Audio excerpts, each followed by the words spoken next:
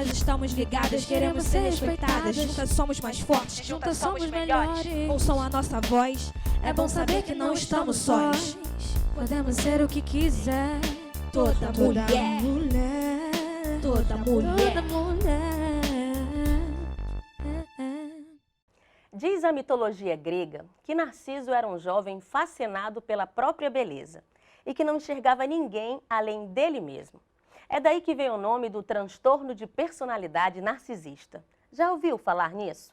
No Toda Mulher de hoje, vamos abrir espaço para conversar sobre mães narcisistas e maternidade tóxica. Um assunto muito delicado que dificilmente é veiculado. O motivo é a imagem de santa e imaculada em que está inserida a figura materna. É como se estivéssemos tocando em um terreno sagrado. Maternidade mexe com coisas muito sensíveis dentro de cada um e de maneira diferente. Existe um mito construído de que a mãe deve ser a fonte de um amor absoluto, proteção, carinho e afeto. É como se a mãe fosse algo quase que sagrado. Só que a realidade nem sempre é assim. E até mesmo os filhos que sofrem com mães tóxicas e narcisistas resistem a enxergar e admitir que são vítimas de suas próprias mães.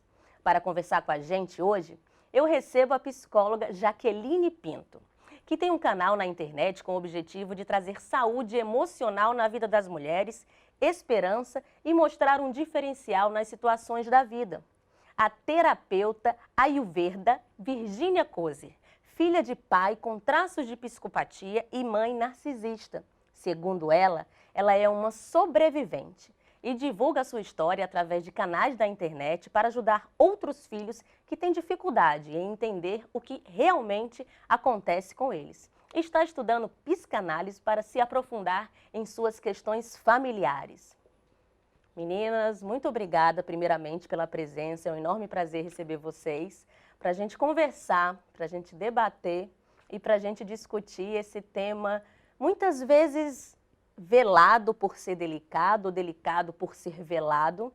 Então, eu agradeço muito e eu gostaria primeiramente começar com a Jaqueline.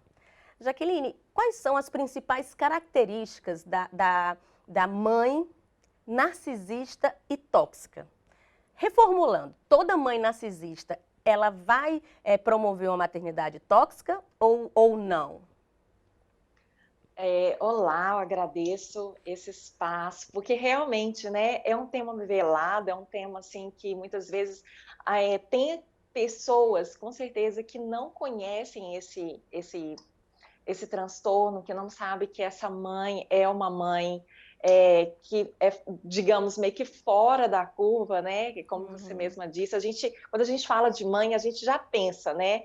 Ali, aquela pessoa, né, maravilhosa, aquela pessoa amorosa, aquela pessoa que vai suprir as necessidades. E realmente a mãe, o papel, né, materno é esse, de proteção, de nutrir essa criança, seu filho, né, de afeto. Todavia, Marieta, não acontece isso com algumas mães. Essas mães que têm esse transtorno de personalidade narcisista, é uma mãe que ela não vai dar conta dessa maternidade. Ela não consegue ter essa função materna. Então, como nós falamos agora, ela não consegue proteger, ela não consegue suprir as necessidades mais básicas desse filho. Então, por isso que a gente vai dizer que é uma mãe, ela vai ser tóxica? Sim, se a gente pensar nesse sentido, que é uma mãe que não vai nutrir o seu filho emocionalmente, que é uma mãe que vê o seu filho até mesmo como rival. Então, como você explicou no começo do programa, esse mito, né, do Narciso, ele só olha para si mesmo. Então, essa mãe, ela não tem olhos para o seu filho ou para a sua filha. Então, ela pode ser uma mãe tóxica nesse sentido, né, de não conseguir ter esse afeto, ter esse carinho, nutrir essa criança, né, esse adolescente, esse adulto, em nenhum momento da sua vida, devido a esse transtorno de personalidade. É como se ela não tivesse a empatia que a gente acredita que toda mãe tem que ter? Sim, exatamente. Esse que é o diferencial. A mãe, ela está vinculada ao afeto. Quando a gente fala de mãe, a gente não pensa em afeto, a gente já pensa ali daquela mãe que tem aquele abraço, que tem aquele carinho, que vai suprir. Todavia, a mãe narcisista, ela não tem essa empatia. As necessidades básicas desse filho são negligenciadas.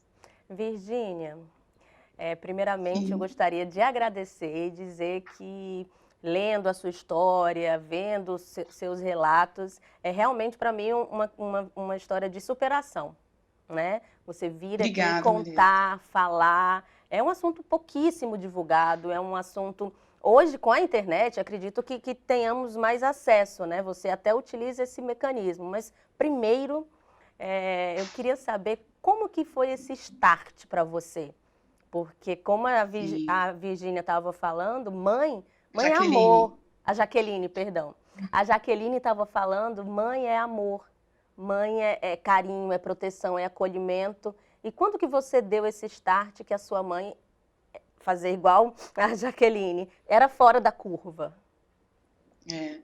O maior sinal que eu acho que a mãe narcisista dá é que ela não ama, né? E como a gente vem de uma cultura de que toda mãe é boa, de que toda mãe é afeto, é carinho, a gente demora muito para descobrir, justamente porque quando a gente se queixa de algo, como você bem falou, né? As pessoas bem falam, não, mas mãe é mãe, ela deu o seu melhor. Então, eu sabia que a minha mãe tinha vindo de um lar disfuncional, sofreu muitos traumas, como a maioria dos idosos, né, da nossa geração de hoje, os idosos que um dia, né, tiveram a nossa idade, eles vieram, a maioria, boa parte, de uma infância bem traumática. Então, tudo eu justificava. Ela veio de uma infância difícil, ela é assim mesmo. E vestia esse discurso da sociedade de que mãe é boa e que elas, na verdade, dão o seu melhor. Mas nem todas as mães dão o seu melhor, porque muitas não, algumas não possuem a capacidade de amar, que é o que a mãe narcisista, ela não possui fisiologicamente essa capacidade de amar. E deu estalo em 2017, quando eu já estava questionando alguns comportamentos dela assim, há muito tempo, porém eu não encontrava uma resposta. E fui desabafando com uma amiga minha, que é psicóloga, e nós fomos montando esse quebra-cabeça, né? Eu fui montando esse quebra-cabeça com a ajuda dela, até que nós chegamos aí ao termo mães narcisistas. Depois disso, ainda fiquei procrastinando, né? A gente tende a não aceitar no início, porque é difícil essa aceitação. Eu achava que ela tinha alguns comportamentos voltados para a psicopatia, até que chegou aí o narcisismo. Porém, eu tive um gatilho emocional em 2017 assistindo uma novela. Era uma cena da novela Do Outro Lado do Paraíso, onde a menina, né, a jovem, ela fez uma regressão e descobriu que o padrasto dela, que ela sempre odiou, tinha abusado dela sexualmente. A cena era num tanque de tartaruga. E eu tive febre a partir dessa cena. E eu falei, poxa, mas por que eu tô com febre? Assisti a segunda cena, que foi no dia seguinte, tive febre de novo. Porém, não tive nenhuma recordação e comecei a questionar. Porque eu cresci em um lar onde eu tinha ciência de que meu pai era pedófilo e que minha mãe abafava os casos dele, né? Saí de casa cedo, tinha pavor do meu lar por conta disso, só que essa lembrança tinha sido recalcada. E quando ela está em recalque, essa lembrança é como se fosse uma janela, como se fosse um quarto, sabe aquele quartinho da bagunça de casa que você fecha a porta para ninguém ver? E a chave é meio que jogada fora, então você não tem acesso a essa informação. Mas é bem provável que eu tenha sido vítima assim, de pedofilia, e a partir daí eu comecei a questionar por que minha mãe deixou, né? Por que ela sempre deixou e nunca fez nada dos casos que chegavam de pedofilia? E aí foi mais um questionamento. E aí sempre tinha essa dúvida, psicopatia ou narcisismo, até que, enfim, eu descobri o narcisismo e aí minha vida virou de ponta cabeça, porque você vive você, na verdade, é um objeto de uma vida inteira dessa mãe ou desse ser, desse pai, seja lá quem for. Você é só um objeto dentro de todo o cenário, que a vida do narcisista é um show do Truman, né? Aquele filme Show do Truman. Eles criam um cenário e você só é um objeto. Então, a vida inteira eu fui alienada pela minha mãe, né? Então, tudo que eu sabia sobre mim, na verdade, desmoronou como um castelo de areia. Eu tive que ir atrás de resposta para muita coisa, como um detetive. eu fui em busca de muitas respostas que eu chamo de fios soltos, né? Todo sobrevivente, quando descobre, sempre tem muitas perguntas sem respostas.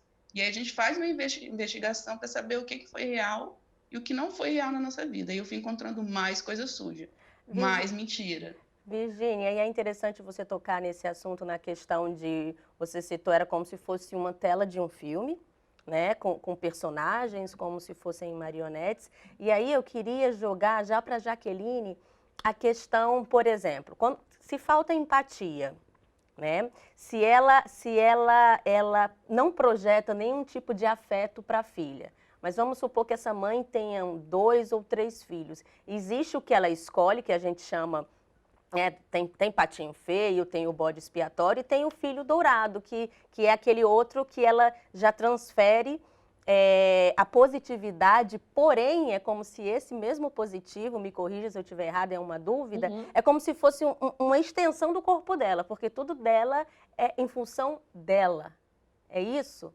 Acontece isso, essa manipulação da mãe? Porque também tem o pai, que aí eu estava me questionando, se o pai está lá, está presenciando isso, por que ele não procura ajuda também? Talvez ele também seja manipulado. Aí volta para o que a Virgínia falou, dessa manipulação, desse filme que o personagem principal acaba sendo a mãe. Sim. Eu vou usar essa metáfora da Virgínia, tá, Virgínia?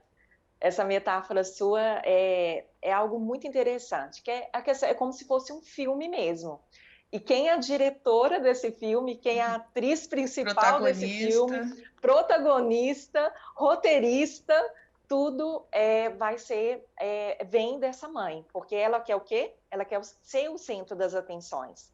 Então, para ela ser esse centro das atenções, toda a família vai ser ali como se fosse uma engrenagem, cada um vai ser uma peça, né, dessa engrenagem. E como um filme, cada um tem o seu papel. Então, cada um vai encontrando o seu papel dentro dessa engrenagem através da manipulação dessa mãe. E, geralmente, né, a escolha dela, né, pelo marido, né, ou pode ser que ela não tenha escolhido o marido, mas, enfim, as escolhas dela são sempre escolhas pautadas nesse narcisismo, ou seja, sempre tem um interesse ali por detrás, sempre tem uma manipulação.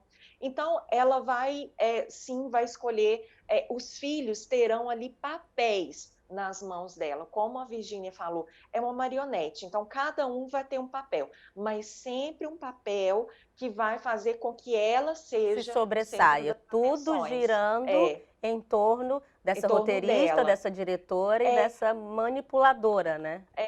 Por isso, né, Virgínia, que é tão difícil alguém do filme, né, falar assim, não, peraí, isso é um filme, né, peraí, o que é real nessa história?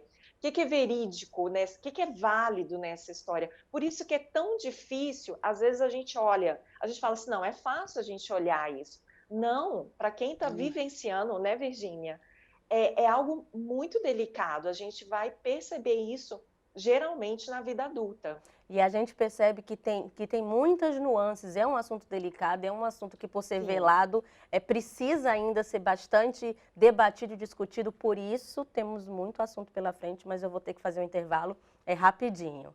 Toda mulher vai para um intervalo rápido e volta já já, não sai daí, eu espero você. Toda mulher, toda mulher, toda mulher.